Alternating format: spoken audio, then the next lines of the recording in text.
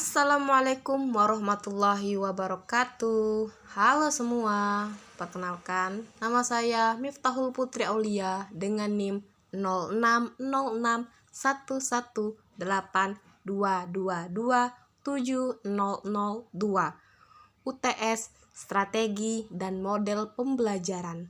Dosen pengampu Dr. Hartati MKes dan Destriani MPD. Strategi pembelajaran adalah suatu kegiatan pembelajaran yang harus dikerjakan guru dan siswa agar tujuan pembelajaran dapat dicapai secara efektif dan efisien. Strategi pembelajaran sifatnya masih konseptual dan untuk mengimplementasikannya digunakan berbagai metode pembelajaran tertentu. Dengan kata lain, strategi merupakan a plan of operation achieving something, sedangkan metode adalah a way in achieving something. Tujuan pembelajaran ini adalah agar mahasiswa memiliki kemampuan menyelenggarakan pembelajaran yang mendidik. Mata kuliah ini membahas tentang dasar pendekatan dan model pembelajaran, berbagai pendekatan pembelajaran yang inovatif, berbagai pembelajaran berdasarkan masing-masing pendekatan pembelajaran, dan berlatih menyusun rancangan pembelajaran berdasarkan pendekatan dan model pembelajaran tertentu, serta berlatih melaksanakan pembelajaran dengan menerapkan pendekatan dan model pembelajaran yang inovatif. Prinsip pembelajaran dikelompokkan menjadi dua bagian, yaitu prinsip umum dan prinsip khusus. Prinsip umum yaitu prinsip pembelajaran yang dapat diberlakukan atau berlaku untuk semua mata pelajaran di suatu sekolah atau program pendidikan. Prinsip-prinsip umum pembelajaran diantaranya sebagai berikut. 1. Prinsip motivasi, yaitu dalam belajar diperlukan motif-motif yang mendorong siswa untuk belajar. Dengan prinsip ini, guru harus berperan sebagai motivator siswa dalam belajar. 2. Prinsip belajar sambil bekerja atau mengalami, yaitu dalam mempelajari sesuatu, apalagi yang berhubungan dengan keterampilan, haruslah melalui pengalaman langsung, seperti belajar menulis. Siswa harus menulis. Belajar berpidato harus melalui praktik berpidato. 3. Prinsip pemecahan masalah, yaitu dalam belajar siswa perlu dihadapkan pada situasi-situasi bermasalah dan guru membimbing siswa untuk memecahkannya. 4. Prinsip perbedaan individual, yaitu setiap siswa memiliki perbedaan-perbedaan dalam berbagai hal, seperti inteligensi watak, latar belakang keluarga, ekonomi, sosial, dan lain-lain. Dengan demikian, guru dalam kegiatan pembelajaran dituntut memperhitungkan perbedaan-perbedaan itu. Prinsip khusus, yaitu prinsip-prinsip pembelajaran yang hanya berlaku untuk satu mata pelajaran tertentu, seperti pembelajaran bahasa Indonesia. Setiap mata pelajaran memiliki banyak prinsip khusus. Prinsip-prinsip khusus pembelajaran bahasa Indonesia diantaranya sebagai berikut. 1. Ajarkan bahasa, bukan tentang bahasa, yaitu pembelajaran bahasa merupakan aktivitas membina siswa mempergunakan bahasa sebagai alat komunikasi sebagai penutur bahasa. Artinya, siswa dilatih keterampilan berbahasa yang dikuasai melalui praktik berbahasa. Jadi, pembelajaran bahasa merupakan kegiatan untuk menggunakan bahasa sebagai alat komunikasi yang harus dilakukan melalui praktik menggunakan bahasa, bukan sebaliknya. Pembelajaran bahasa adalah aktivitas mempelajari teori pembelajaran atau di kelas. Artinya, kegiatan pembelajaran tidak semata-mata ditujukan untuk mengenal dan menguasai bahasa target. Dalam setiap kesempatan berkomunikasi tentang topik di luar bahasa pendekatan komunikatif. 3.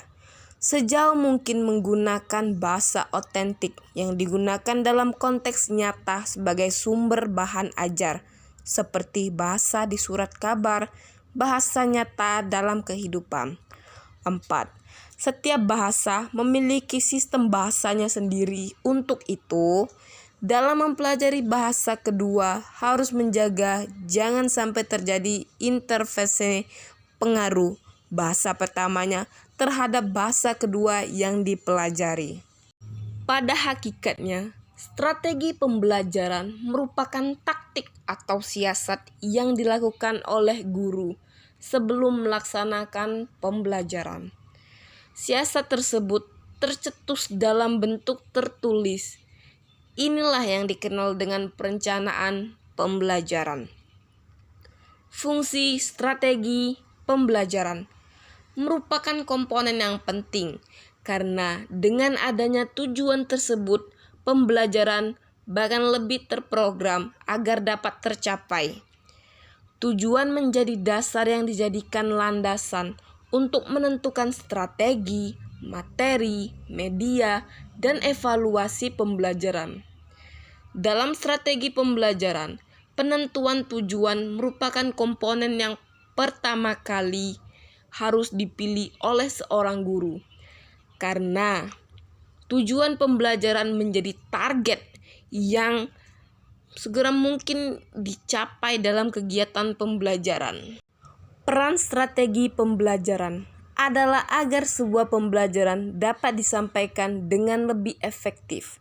Maka, para guru memerlukan sebuah strategi yang cocok guna mendukung proses pembelajaran.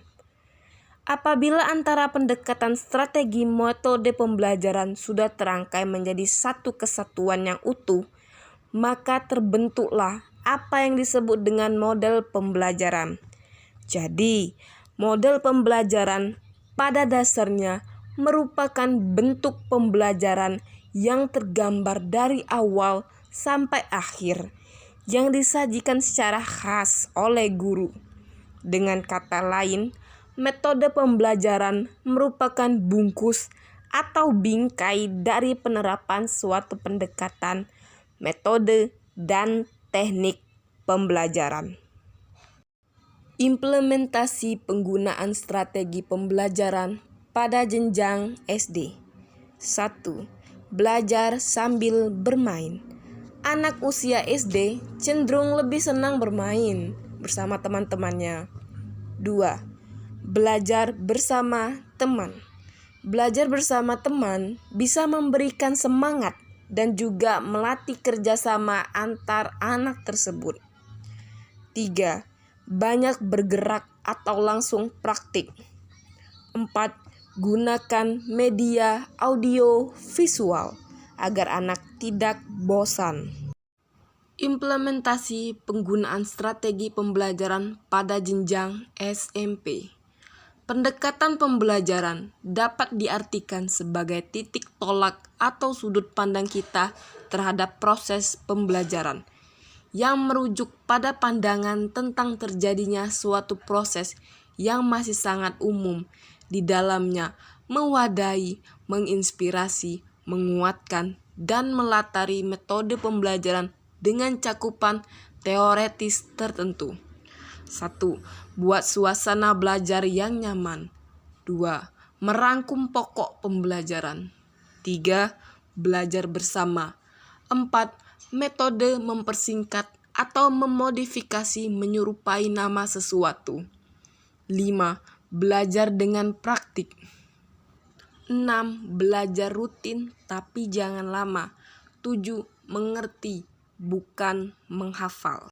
Implementasi penggunaan strategi pembelajaran pada jenjang SMA.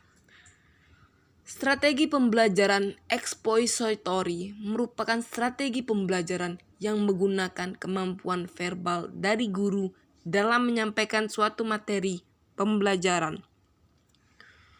Berdasarkan teori kognitif kooperatif dapat dilihat dari pengetahuan yang dimiliki oleh setiap siswa.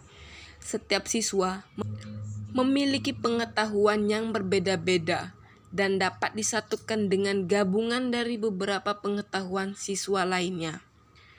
Mampu memahami sifat yang dimiliki oleh siswa, mengetahui karakteristik secara individu, dapat menyesuaikan lingkungan dan pengkondisian kelas yang menarik, mampu membedakan keaktifan siswa baik aktif secara fisik maupun aktif secara mental. Proses pembelajaran dengan menggunakan strategi inquiry ini lebih dominan pada bentuk tanya jawab. Oleh karena itu, jika seorang guru ingin menggunakan strategi ini, maka harus memperdalam kemampuan yang ia miliki. Strategi ini menggunakan pendekatan lingkungan dan pembelajaran berdasarkan situasi yang nyata dialami oleh siswa. Oleh sebab itu, pada strategi PICAM, guru harus memiliki kemampuan yang baik, di mana kemampuan tersebut sangat berpengaruh selama proses pembelajaran berlangsung.